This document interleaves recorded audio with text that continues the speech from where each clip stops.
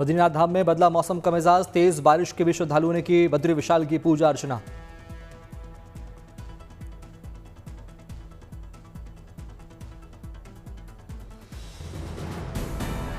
बद्रीनाथ धाम में बारिश की वजह से तापमान में गिरावट, बारिश की वजह से चार धाम यात्रा प्रभावित।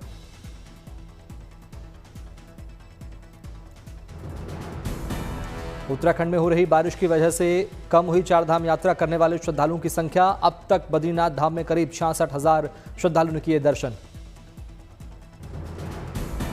चार धाम यात्रियों से प्रशासन की अपील, चार धाम आने वाले यात्रियों को गर्म कपड़े साथ रखने की सलाह।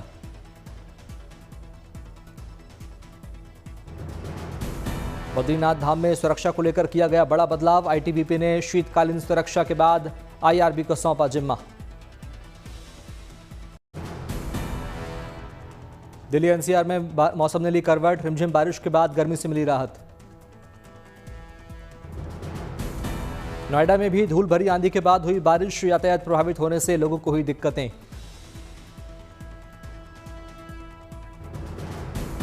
मुंबई में तेज आंधी के साथ हुई बारिश, कई इलाकों में गिरे पेड़ और बिजली के खंभे। गुजरात के कच्छ में भारी बारिश, जलजमाव की वजह से स्थानीय लोगों की बढ़ी मुश्किलें। गुजरात के नाडियाद में हुई भारी बारिश, लगातार हुई बारिश से सड़कों पर जलभराव, वाहन सवार लोगों को हुई परेशानी। पीएम मोदी ने राष्ट्रपति द्रौपदी मुर्मू से राष्ट्रपति भवन में की मुलाकात, ऑपरेशन सिंदूर के बारे में दी जानकारी। सरकार ने कल सुबह 11 बजे बुलाई सर्वदलीय बैठक, रक्षा मंत्री राजनाथ सिंह करेंगे बैठक की अध्यक्षता। ऑपरेशन सिंदूर के बाद गृहमंत्री अमित शाह की बैक टू बैक मीटिंग, सीमावर्ती राज्यों के सीएम, डीजीपी और मुख्य सचिवों के साथ की बैठक।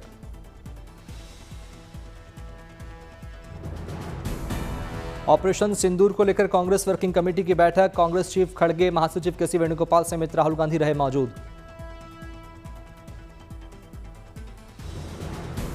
कांग्रेस चीफ खड़गे ने भारतीय सेना के साहस को किया सलाम, कहा भारतीय सेना पर हमें गर्व, सेना ने पाकिस्तान के खिलाफ की निर्णायक कार्रवाई। बीआरओ स्थापना दिवस समारोह को रक्षा मंत्री राजनाथ सिंह ने किया संबोधित, कहा पीएम मोदी के मार्गदर्शन में भारतीय सेना ने सभी देशवासियों का मस्तक किया ऊंचा। भारतीय सेना की सराहना करते हुए बोले रक्षा मंत्री राजनाथ सिंह, कहा कल रात सेना ने अपने शौर्य और पराक्रम का परिचय देते हुए नया इतिहास रचा। ऑपरेशन सिंदूर के दौरान एयर स्ट्राइक को लेकर बोले रक्षा मंत्री राजनाथ सिंह, कहा सेना ने सटीकता, सतर्कता और संवेदनशीलता के साथ की कार्रवाई।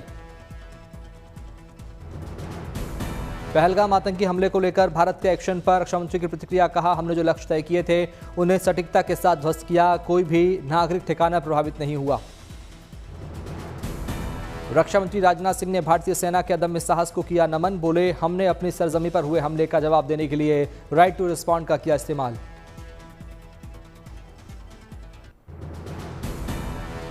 आतंकी ठिकानों पर सेना के हमले के बाद मोतिहारी में लोगों ने मनाया जश्न, लोगों ने भारत माता की जय के लगाए जयकारे। हरिद्वार में अखिल भारतीय अखाड़ा परिषद के अध्यक्ष महंत रविंद्र पुरी ने निकाली तिरंगा यात्रा, स्कूली शिक्षक और छात्र हुए शामिल। महाराष्ट्र के ठाणे में शिवसेना कार्यकर्ताओं ने मनाया जश्न, ऑपरेशन सिंदूर के लिए भारतीय सेना का किया धन्यवाद। ऑपरेशन सिंदूर के बाद कटिहार में महिलाओं ने मनाया जश्न, एक दूसरे को लगाया सिंदूर। ऑपरेशन सिंदूर का गोरखपुर में ढोल नगाड़े के साथ मनाया गया जश्न, एक दूसरे को मिठाई खिलाकर दी बधाई।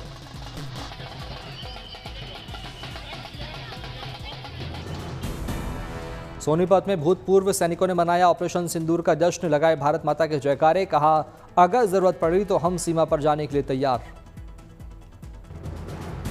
बिहार के बक्सर में सेना की कार्रवाई के बाद लोगों का बढ़ा मनोबल, सेना के शौर्य को किया सलाम। सूरत में सेना के ऑपरेशन सिंदूर को लेकर लोगों ने मनाई खुशी, हाथों में तिरंगा लेकर एक दूसरे को खिलाई मिठाई।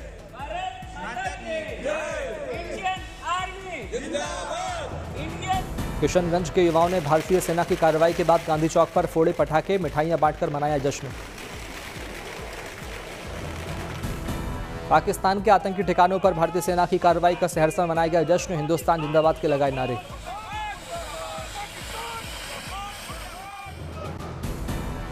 बंगाल के पश्चिम बर्धमान में ऑपरेशन सिंदूर की सफलता पर जनता में उत्साह, तिरंगे के साथ निकाली बाइक रैली, जश्न में चलाए पटाखे। सांगली में लोगों ने पहलगाम हमले का बदला लिए जाने पर मनाई खुशी, जय हिंद और वंदे मातरम के नारों से गूंजा शहर, पटाखे फोड़कर और मिठाई बांटकर मनाया जश्न। ऑपरेशन सिंदूर के बाद नागपुर में जश्न, नागरिकों ने भारत माता की जय के लगाए नारे, पीएम मोदी के नाम का किया जय घोष।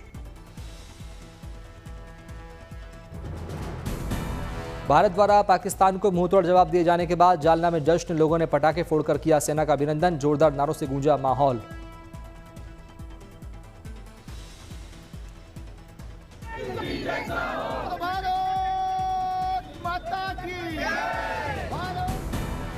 ऑपरेशन सिंदूर की सफलता पर अकोला में जश्न, विश्व हिंदू परिषद और बजरंग दल के ने की आतिशबाजी, पाकिस्तान के खिलाफ लगे नारे।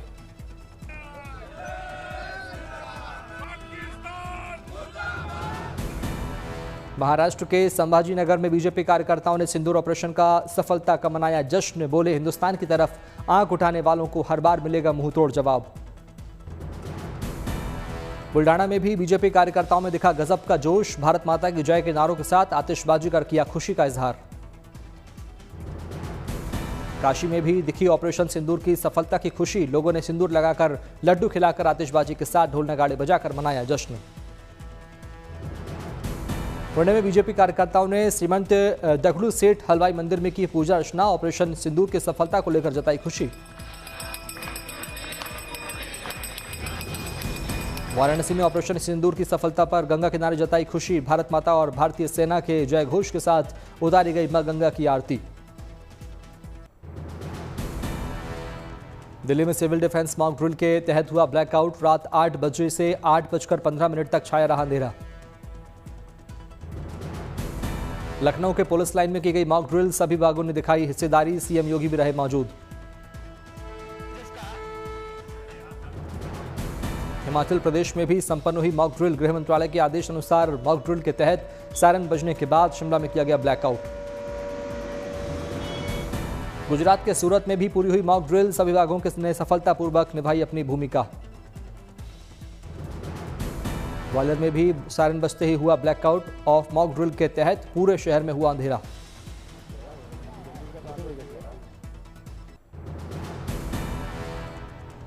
पटना शहर में भी हुआ ब्लैकआउट, मॉक ड्रिल के चलते 15 मिनट के लिए पूरे शहर की बत्ती रही बंद।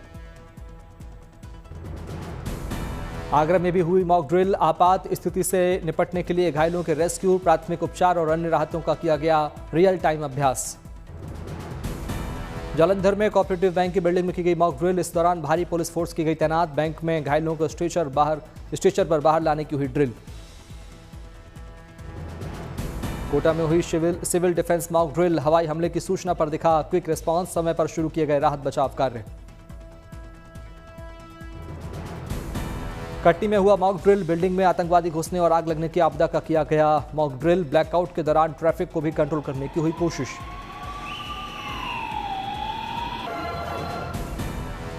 ऑपरेशन सिंदूर को लेकर सेना, एयरफोर्स और विदेश मंत्रालय की ब्रीफिंग, पहलगाम हमले को बताया बर्बर। विदेश सचिव ने एयर स्ट्राइक को बताया जरूरी, कहा आतंकियों को पनाह देता है पाकिस्तान। आतंक के खिलाफ भारत की कार्रवाई पर एमईए का बयान, जम्मू कश्मीर की शांति भंग करने के लिए हमला किया गया। विदेश सचिव ने भारत की कार्रवाई को बताया जवाब, बोले हमने पहलगाम आतंकी हमले का दिया जवाब। सेना ने ऑपरेशन सिंदूर को बताया न्याय की मांग, आतंकियों की रीढ़ तोड़ने के लिए की कार्रवाई। भारतीय सेना की प्रेस ब्रीफिंग में कर्नल सोफिया कुरैशी ने कहा मासूम पर्यटकों और उनके परिवारों को न्याय देने के लिए ऑपरेशन सिंदूर लॉन्च किया गया। कर्नल सोफिया ने कहा 9 आतंकी कैंपों को निशाना बनाया गया और ध्वस्त किया गया। पिछले 3 दशकों से पाकिस्तान ने व्यवस्थित तरीके से आतंकी ढांचे का निर्माण किया। विंग कमांडर व्योमिका सिंह ने ब्रीफिंग देते हुए कहा पुख्ता इंटेलिजेंस इनपुट के बाद ऑपरेशन सिंदूर को दिया गया अंजाम। व्योमिका सिंह ने कहा पाकिस्तान के मुजफ्फराबाद में लश्कर के ट्रेनिंग सेंटर पर किया गया हमला, आतंकियों ने यहीं से लिया था प्रशिक्षण। प्रेस ब्रीफिंग के दौरान भारतीय सेना ने दिखाई संसद अटैक और मुंबई हमले की तस्वीरें, सेना ने ऑपरेशन सिंदूर की एक एक डिटेल बताई। पूर्व सांसद ब्रजभूषण शरण सिंह ने पाकिस्तान पर हुई एयर स्ट्राइक को लेकर दिया बयान, कहा भारत के पराक्रम और साहस का प्रतीक है आज का दिन। महाराष्ट्र के मुख्यमंत्री देवेंद्र फडणवीस ने कहा, मैं भारतीय सेना का करना चाहता हूं अभिनंदन, पाकिस्तान में घुसकर आतंकवादियों के अड्डों का किया तहस नहस। छत्तीसगढ़ के पूर्व सीएम भूपेश बघेल ने ऑपरेशन सिंदूर पर दिया बयान, कहा पाकिस्तान में आतंकवादियों के ठिकानों पर हमला कर मारे भारतीय सेना ने, हमें गर्व है सेना पर। कांग्रेस नेता रेणुका चौधरी ने ऑपरेशन सिंदूर पर कहा, भारतीय सशस्त्र बलों ने आतंकवादी शिविरों पर हमला कर उन्हें मुंहतोड़ जवाब दिया।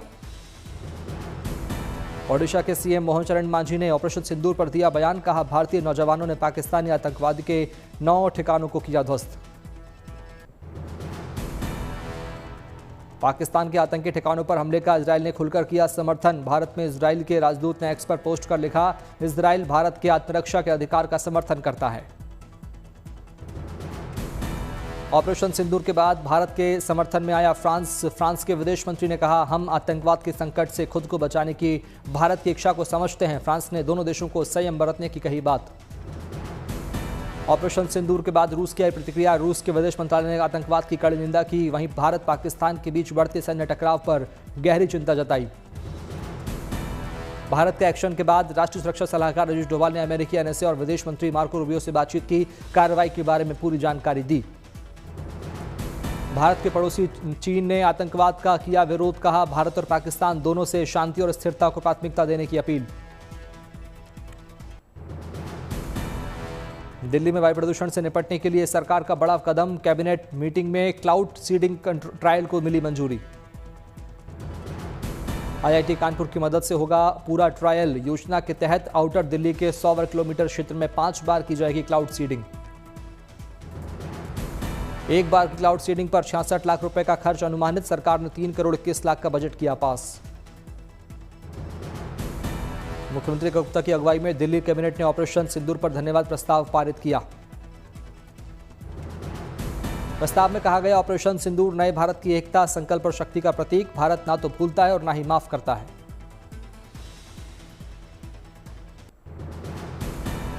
रोहित शर्मा ने टेस्ट क्रिकेट से किया संन्यास का ऐलान, इंस्टा स्टोरी पर तस्वीर डालकर की घोषणा।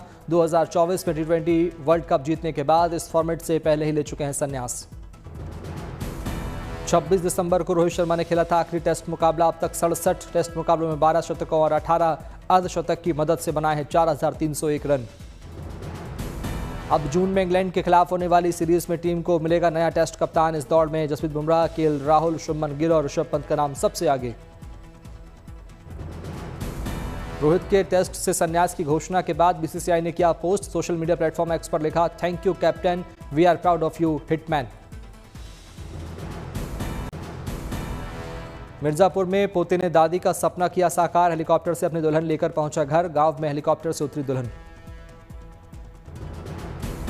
कल दोपहर 3:15 बजे जारी किया जाएगा रीट 2024 का परिणाम। माध्यमिक शिक्षा मंडल बोर्ड 27-28 फरवरी को कराया था परीक्षा का आयोजन। 14 लाख से अधिक परीक्षार्थी हुए शामिल। कल जारी किए जाएंगे गुजरात बोर्ड के 10वीं कक्षा के परिणाम। सुबह 8 बजे से बोर्ड की आधिकारिक वेबसाइट और बोर्ड द्वारा जारी किए गए व्हाट्सएप नंबर पर देख सकते हैं परिणाम। सीबीआई डायरेक्टर प्रवीण सूद को मिला 1 साल का सेवा विस्तार। कैबिनेट की नियुक्ति समिति की सिफारिश पर हुआ फैसला। सीएम मोहन यादव ने मुसलमानों को दी बड़ी सौगात। मध्य प्रदेश में बनेगा वक्फ बोर्ड का नया भवन। वैश्विक अंतरिक्ष रिसर्च सम्मेलन को पीएम मोदी ने किया संबोधित। स्पेस सेक्टर में भारत की उपलब्धियों को गिनाया। बोले, चंद्रयान 1 ने की पानी खोजने में मदद। दिल्ली के यशोभूमि कन्वेंशन सेंटर में ग्लोबल स्पेस एक्सप्लोरेशन कॉन्फ्रेंस की हुई शुरुआत। इस कॉन्फ्रेंस में 6 देशों के 233 डेलीगेट ने लिया हिस्सा। इस कॉन्फ्रेंस के जरिए अलग अलग देश स्पेस मिशन से जुड़ी टेक्नोलॉजी, इनोवेशन और पॉलिसी करेंगे साझा।